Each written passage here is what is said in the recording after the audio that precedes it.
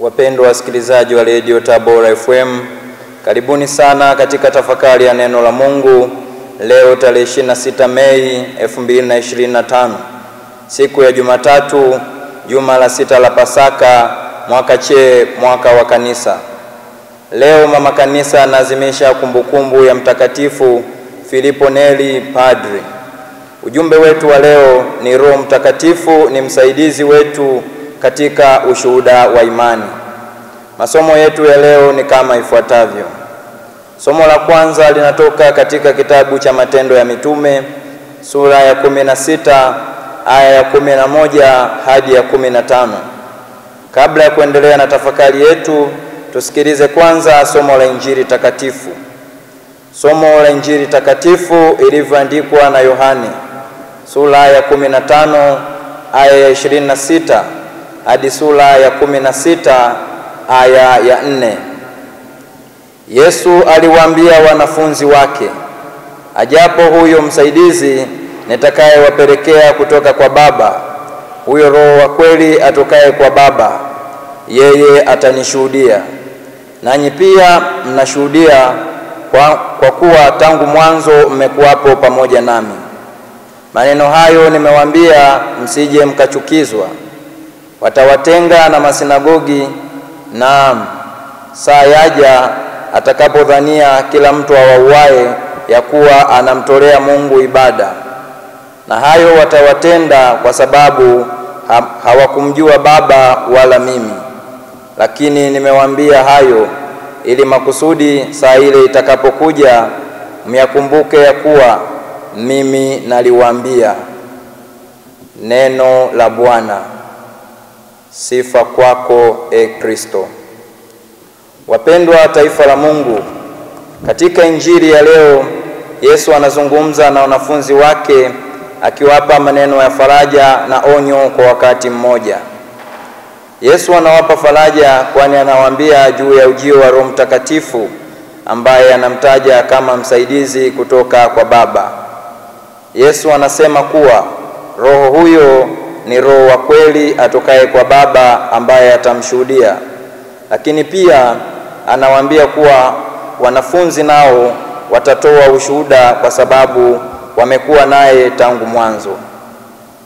Kisha Yesu anageukia upande wa pili wa ujumbe wake ambao ni upande wa tahadhari. Anawafahamisha wanafunzi wake kuwa watafukuzwa kwenye masinagogi na hata saa itakapokuja ambapo watu watawaua wakizani wanamtumikia Mungu. Anasema wazi kuwa kwa sababu ya kuambia haya mapema ni ili watakapopitia hayo wasistaajabu wala kuvunjika moyo, bali wakumbuke kuwa aliwaonya tangu mwanzo. Katika maneno hayo kwa namna nyingine ni kama Kristo Yesu anatuambia, msishtuke, yote hayo yalitarajiwa. Kumbukeni kuwa nilisema hayo mapema. Maneno haya yanatufundisha kuwa kutunza mafundisho ya Kristo mioyoni mwetu ni silaha ya muhimu ya kiroho, kwani tunapoyakumbuka maneno ya Kristo yanatuimarisha, yanatupa tumaini na yanatuwezesha kuvumilia na kusimama kwa ujasiri. Injili hii ya leo inaunganisha vipengele viwili vya msingi ya maisha ya Kikristo. Kwanza, uwepo wa msaidizi, yaani Roho Mtakatifu, na pili, uhakika wa mateso kwa sababu ya kumshuhudia Kristo.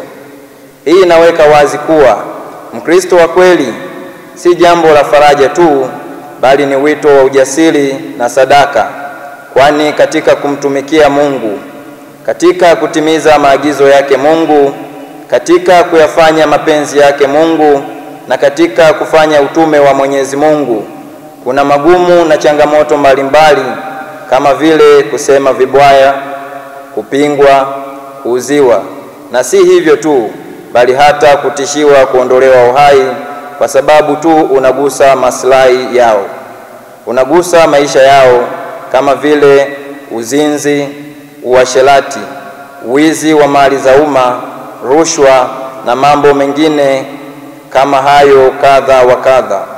Lakini leo Yesu anakumbusha kuwa nimewaambia saa ikifika msije mkachukizwa. Kumbe katika maisha yetu magumu kama haya yapo na yataendelea kuwapo, na ni kitu cha kawaida kabisa katika kumtumikia Mwenyezi Mungu. Hivyo hatuna budi kuvumilia, kupiga moyo konde, hata kama yakiwa ni magumu kiasi gani, kwani yeye mwenyewe atatusaidia na kutuokoa.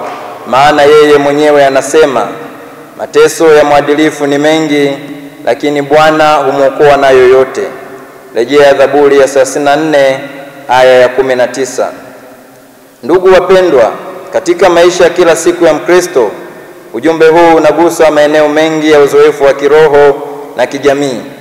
Leo hii Wakristo wengi wanajikuta wakiishi katika mazingira yanayopingana na mafundisho ya Kristo. Wengine wanakabiliwa na vishawishi vya kisiasa, kijamii na kiuchumi vinavyowalazimisha kutenda kinyume na imani yao ili kupata au kudumisha nafasi fulani. Kwa mfano, mfanyakazi anayeamua kutokupokea au kutoa rushwa anaweza kutengwa au kupoteza ajira. Mkristo anayeishi na kusisitiza maisha ya usafi wa moyo, toba, msamaha na uadilifu anaweza kuitwa mwenye msimamo mkali, na anaweza kuchekwa na kusema kuwa ni wa kizamani au ni mshamba. Hayo yote ni manyanyaso ya kisasa ambayo Yesu aliyazungumzia aliposema watawafukuza katika masinagogi. Leo hii kufukuzwa katika masinagogi kunaweza kumaanishwa kutengwa kijamii, kukataliwa na marafiki, au hata kushindwa kupanda ngazi za maisha kwa sababu ya kuamua kusimama na Kristo. Lakini tunafarijika kwa ahadi ya Yesu kuhusu Roho Mtakatifu. Roho huyo si tu mfariji, bali ni mwalimu na shahidi wa kweli anayetuwezesha kusimama imara. Hata tunapokosa kueleweka, tunapodhulumiwa au tunaposhindwa kutokana na udhaifu wetu, Roho huyo anatufundisha, anatuimarisha na kututia nguvu kuendelea kushuhudia Injili. Maisha ya Kikristo hayawezi kuishiwa nguvu ikiwa yanasukumwa na Roho wa Mungu, kwani tunapojazwa na Roho Mtakatifu tunakuwa mashahidi hai wa upendo wa Mungu katika jamii zetu.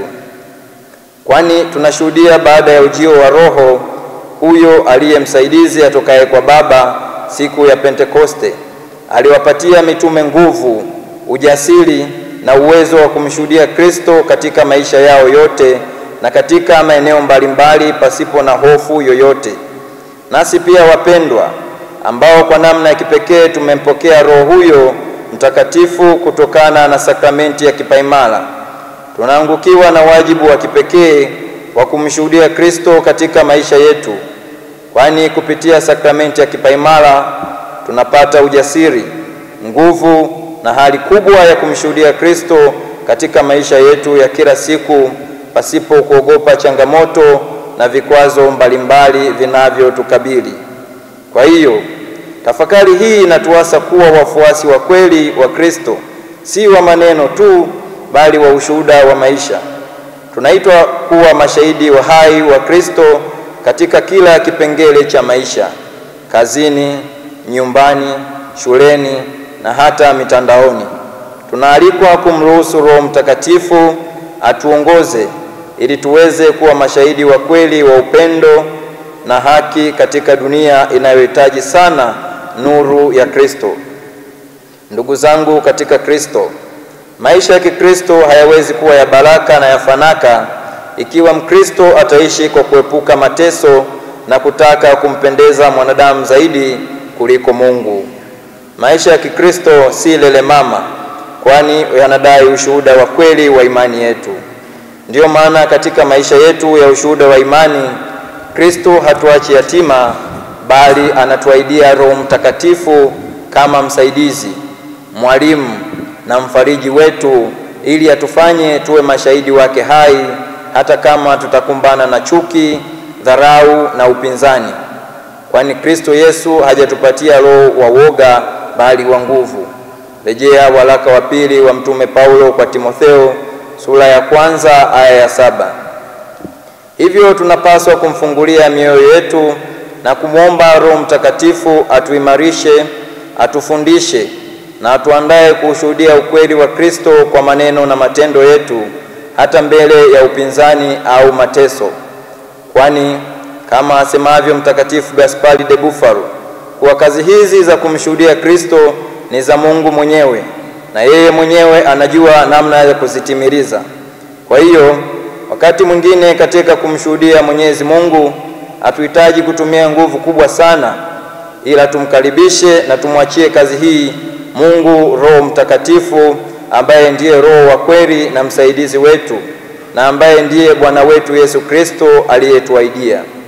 Kwa hiyo yeye ndiye atakayetusaidia kufanya utume wetu uwe mwepesi, na tukisema tufanye utume huo kwa nguvu zetu hatutafanikiwa wala hatutaweza, kwa maana yeye mwenyewe anasema, Mungu asipoijenga nyumba, waijengao wanajisumbua bure, na Mungu asipoulinda mji, waulindao wanakesha bure.